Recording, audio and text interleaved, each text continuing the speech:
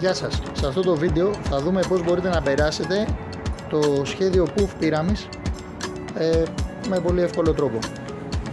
Αρχικά κρατάμε την άκρη του εσωτερικού, όπως την κρατάει ο συνάδελφος, και κρατώντας τη πιάνουμε τη μύτη από τη μία πλευρά.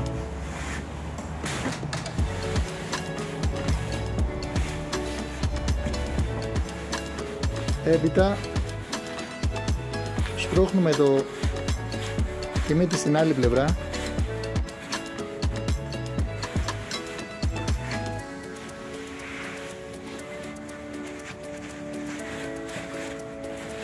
με αυτόν τον τρόπο. Και με αυτόν λοιπόν τον τρόπο έχουμε περάσει, σπρώχνοντας μέσα το μεγαλύτερο μέρος από το Puff. Κλείνουμε σιγά σιγά το φερμουάρ, ενώνοντας τα δύο πανιά μεταξύ τους και σπρώχνοντας τη φόδρα με τη γέμιση προς τα μέσα.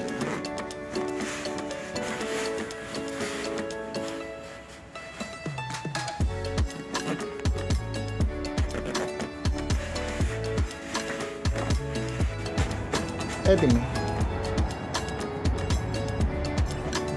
Ρίξτε μια καπελινή. Και είναι έτοιμη η Puff πυραμίδα. Καλή ανάπαυση.